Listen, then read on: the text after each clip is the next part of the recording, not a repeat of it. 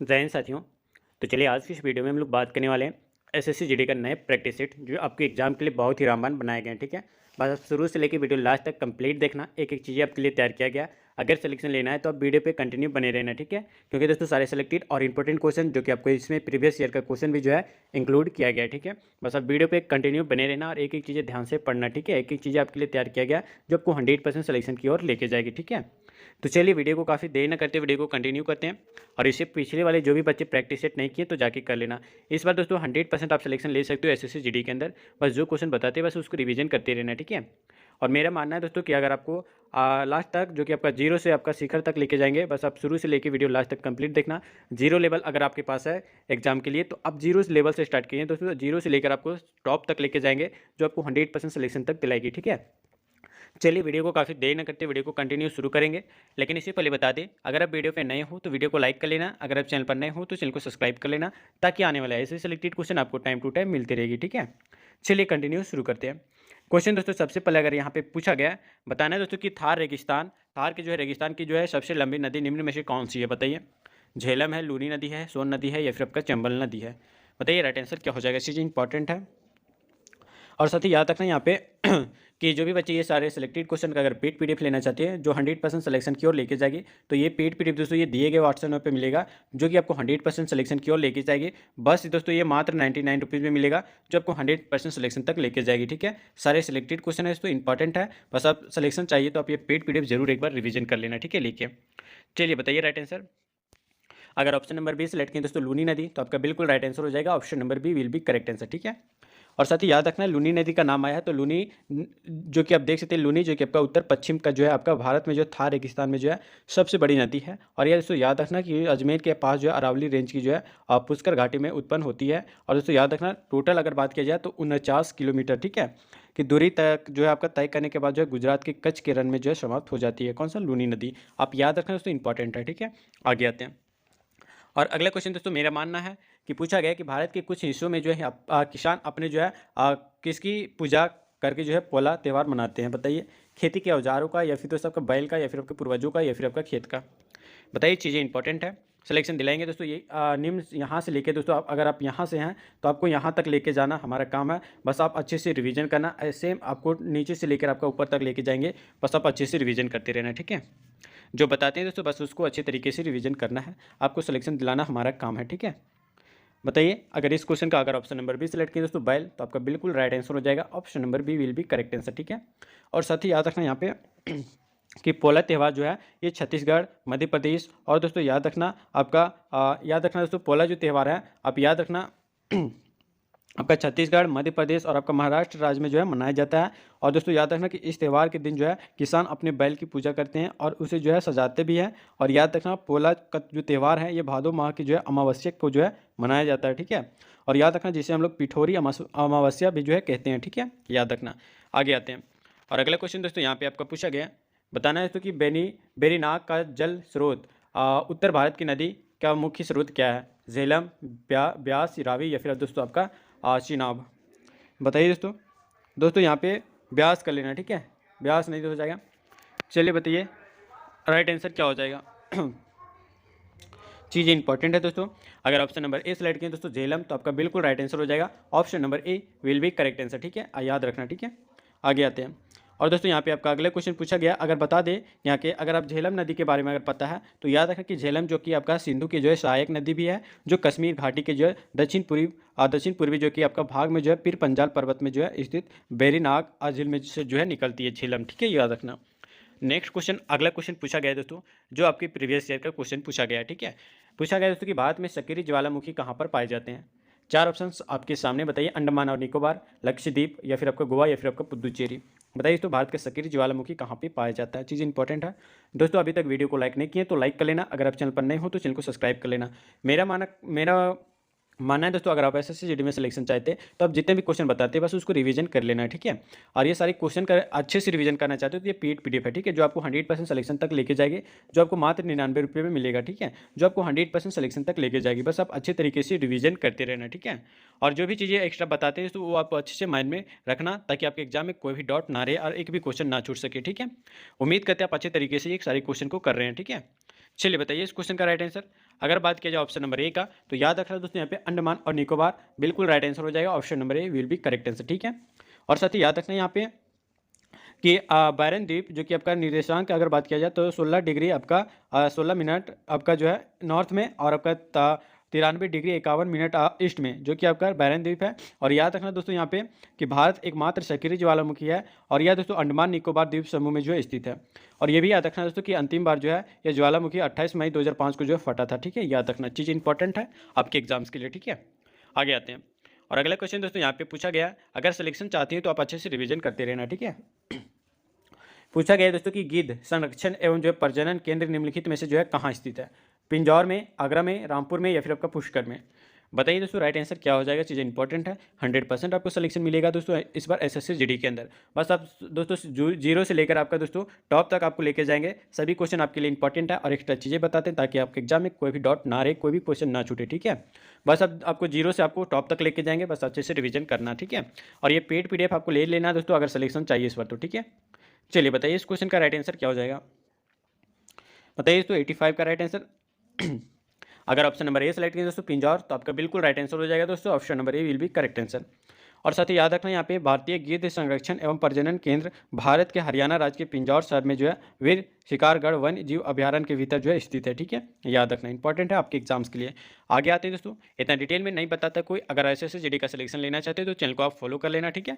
Follow करते ही दोस्तों आपको ये नोटिफिकेशन ऑल पे कर लेना है ताकि एसएससी जीडी का कोई भी एग्जाम हो तो सबसे पहले आपको टाइम टू टाइम मिलती रहेगी, ठीक है। चलिए बताना दोस्तों कि सरयू नदी जो है निम्नलिखित में से किस राज्य में स्थित है? पश्चिम बंगाल में, छत्तीसगढ़ में, हिमाचल प्रदेश में, या फिर आपका उत्तराखंड में? बताइए, चार ऑप्शंस आपके सामने, बताइए सही विकल्प क्या हो जाएगा आपके लिए। अगर बात किया जाए इस क्वेश्चन का राइट आंसर, तो अगर ऑप्शन नंबर डी सेलेक्ट करें दोस्तों उत्तराखंड, तो आपका बिल्कुल राइट आंसर हो जाएगा। Option number D will be correct answer, ठीक है।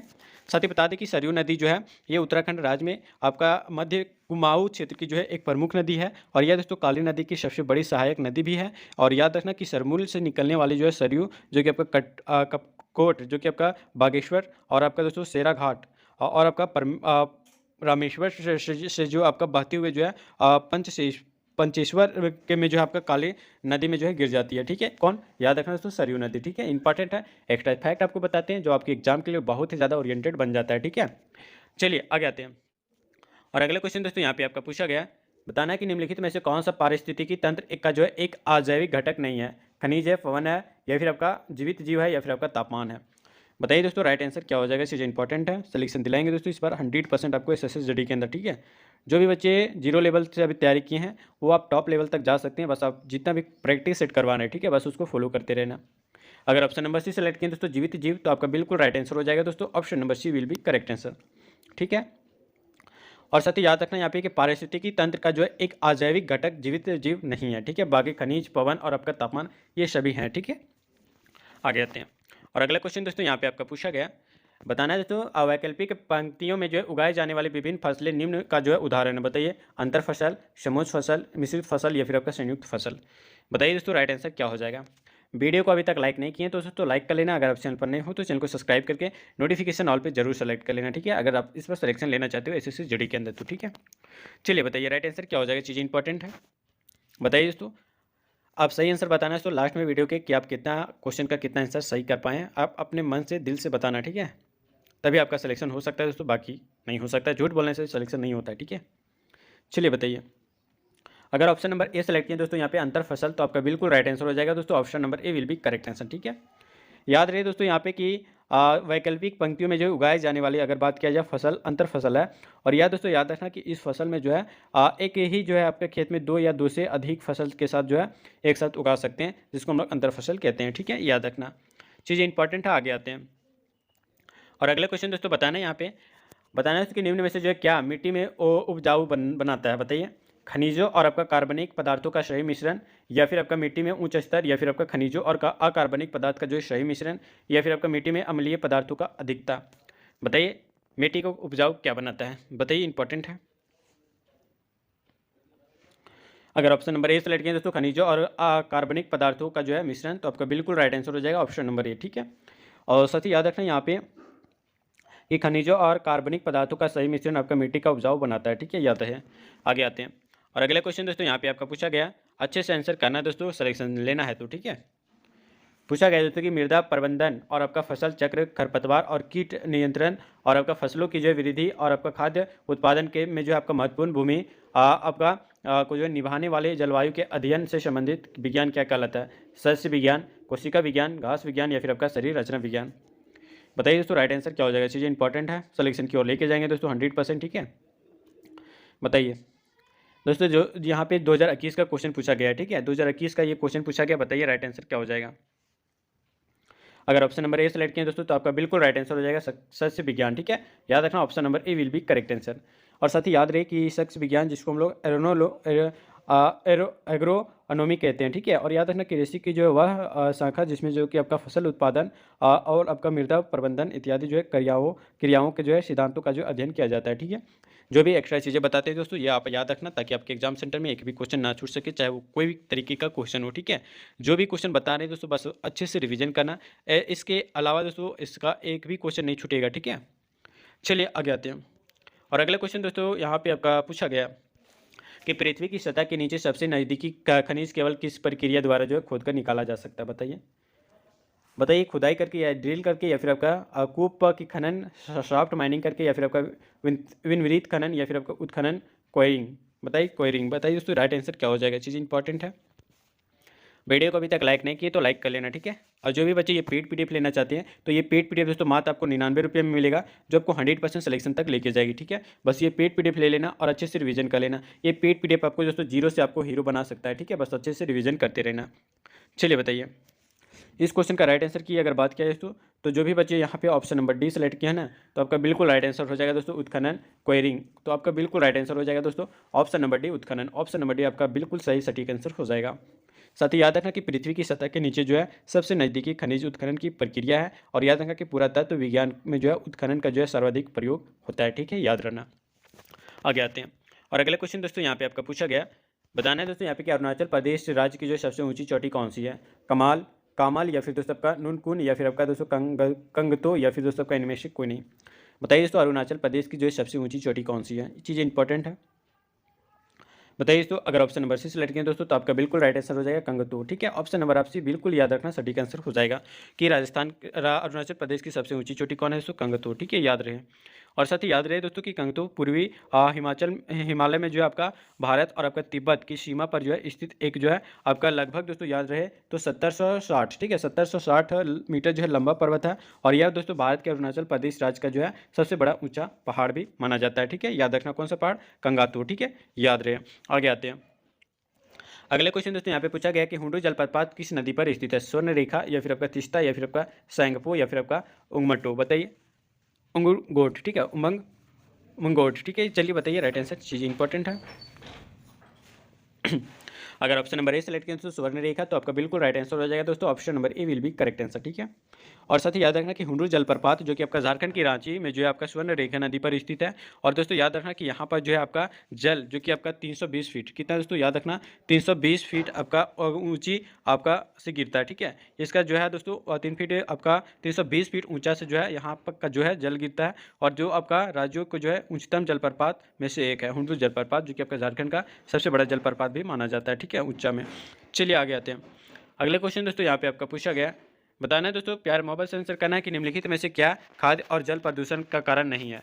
आवारा जानवरों को द्वारा काटना या फिर आपका खाद्य पदार्थों का अनुसूचित भंडारण या फिर दोस्तों आपका कारखानों से निकला रासायनिक अपवाह या फिर आपका वातावरण में जो है मौजूद संक्रामक जीव। बताइए दोस्तों राइट आंसर क्या हो जाएगा। सिलेक्शन दिलाएंगे दोस्तों 100% SSGD के अंदर। ठीक है, अगर इस पर सिलेक्शन लेना चाहते हो तो आप ये पेड पीडीएफ जरूर ले लेना, जो आपको ये दिए गए नंबर पे आपको मिलेगा, जो आपको 100% सिलेक्शन तक लेके जाएगी। ठीक है, चलिए बताइए अगर बात किया जाए तो इस क्वेश्चन का अगर सही आंसर के बारे में तो जो भी बच्चे ऑप्शन नंबर ए सेलेक्ट करें तो आवारा जानवरों द्वारा काटना तो आपका बिल्कुल सही आंसर एंड सटीक आंसर हो जाएगा option number A will be correct. ठीक है, याद रहे दोस्तों कि खाद्य और जल प्रदूषण आवारा जानवरों के काटने से जो है आपका नहीं फैलता है। ठीक है, याद रखना। आगे आते हैं और अगला क्वेश्चन दोस्तों यहाँ पे आपका पूछा गया, बताना है दोस्तों यहाँ पे एक एक चीज़ें आपके लिए तैयार किया गया जो आपको 100% सिलेक्शन तक लेके जाएगी। ठीक है, बताना है दोस्तों यहाँ पे कि निम्नलिखित में से जो है कौन सा बंदरगाह या आपका टर्मिनल प्रशांत महासागर में स्थित नहीं है? रियो डी जेनेरियो ब्राज़ील में या फिर आपका योकोहामा जापान या फिर आपका दोस्तों रंगाई चीन या फिर आपका ऑस्ट्रेलिया। बताइए दोस्तों राइट आंसर क्या हो जाएगा।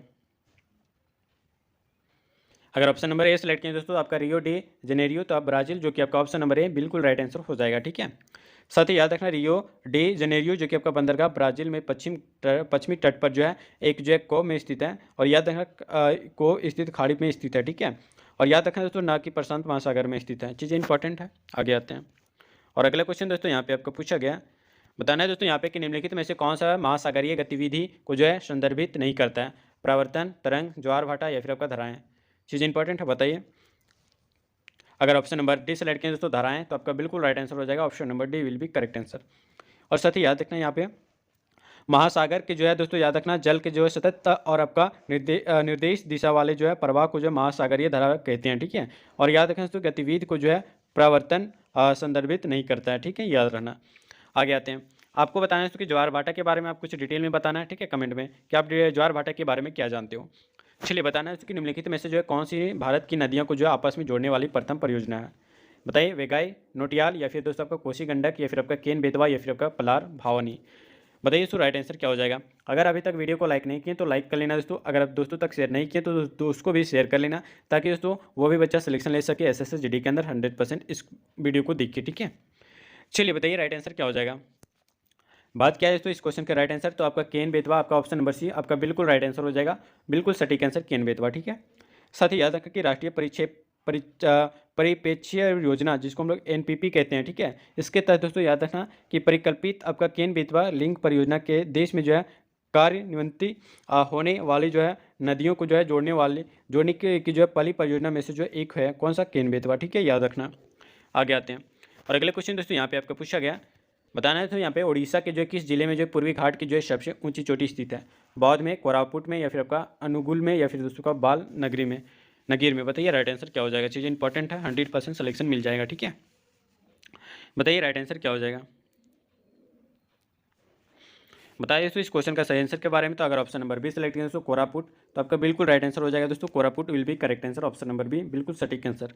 और साथ ही याद रखना यहाँ पे कि कोरापुट दक्षिणी उड़ीसा में जो है पूर्वी घाट पर की जो है पहाड़ियों में से आपका बसा हुआ एक है, और याद रखना कि यहाँ जो कि आपका हरे भरे घास के मैदान और जंगल, झरने, तंग घाटी और आदि जो है इसमें मौजूद है। कहाँ पे? कोरापुट में। याद रखना इंपॉर्टेंट है, उड़ीसा के कोरापुट जिले में। ठीक है, आगे आते हैं, और अगला क्वेश्चन दोस्तों यहाँ पे आपका पूछा गया, बताना है तो कि निम्नलिखित देशों में से कौन से आपका देश 1.8 किलो लंबे फैनी पुल से जुड़े हैं? बताइए।